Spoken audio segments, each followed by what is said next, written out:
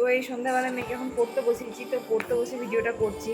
তার কারণ কি, মেয়ের একটা বই আমি সবাইকে দেখাতে চাই। এই যে এই বইটা, এটা মেন্টাল ম্যাথ বুক, এটা মেন ম্যাথ বুক নয়। তো বইটা দেখাই ব্যাক ক্যামেরা করে, তারপর বলছি বইটা এখানে দেখাতে চাই। আর মেয়ে এই যেদিকে পড়ছে, এই যে এইদিকে বইটা তোমাদেরকে দেখাতে চাই, মেন্টাল ম্যাথ বুক। এটা মেন ম্যাথ বুক নয়, এটা এরকম আর একটা সাইডে।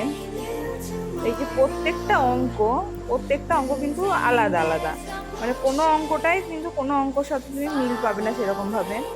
এই যে 100 minus of half of dozen, 100 থেকে এক ডজনের হাফ বিয়োগ করো, মানে প্রত্যেকটা অঙ্ক মানে একটা অঙ্ক করতে গেলে কিন্তু ওকে আগে অনেক কিছু জানতে হয় এই অঙ্কগুলো এক একটা সলভ করতে গেলে।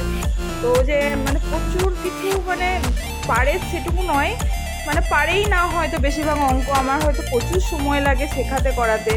কিন্তু আমার মনে হয় যে এতটা যে মানে শেখার চাহিদা এখনকার যুগটা কোথায় এসে দাঁড়িয়েছে, মানে বাচ্চাদেরকে এখন থেকে কিভাবে তৈরি করা হচ্ছে। ক্লাস 2-এ পড়ে আমার মেয়ে, ক্লাস 2 থেকে ওদেরকে কিভাবে তৈরি করা হচ্ছে দেখো, প্রত্যেকটা অঙ্ক মানে একটা বড় মানুষও কিছুক্ষণ ভেবে চিন্তা মানে বুঝতে হবে অঙ্কটাকে। তো এতটা শিখছে বলে আমার কোনো অভিযোগ নেই যে এত কেন কঠিন দিয়েছে বইটা, সেটা অভিযোগ নেই।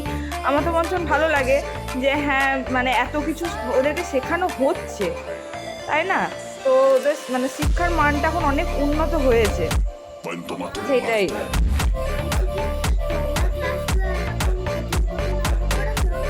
না, আমরা হয়তো এত কঠিন অঙ্ক করিনি কো, আর আমাদের সাথে তোমাদের সঙ্গও নয়।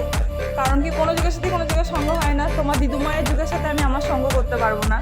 দিদুমারা মনে হয় ক্লাস 5-6 থেকে ইংলিশ করেছে আর কি, আর আমরা তো ছোটো থেকে ইংলিশ করেছি। দিদুমারা বেশিরভাগ দিন স্কুলই যেত না, যেহেতু দিদুমা গ্রামের স্কুলে পড়তো। তো কোনো যুগের সাথেই কোনো যুগের সঙ্গ চলে না, তো সব যুগেই আলাদা। তা তুমি তো এগুলো একা করছো না, তোমার বয়সী ক্লাস 2 এর হয়তো বাকি বাচ্চা সবাই করছে, আরও মানে বেশি করছে, তাও কম করছে না। বইটা খুবই ভালো। এই বইটা বলে না, সব বইই ভালো। হিন্দি বই আছে, হিন্দি বইও তাই, খুবই ভালো বইগুলো। আর আমি তো এই মানে ভালো বলতে কঠিনও আছে প্রচুর, কিন্তু এটা সায়েন্স, এসএসটি বইও অনেক, প্রচুর বই।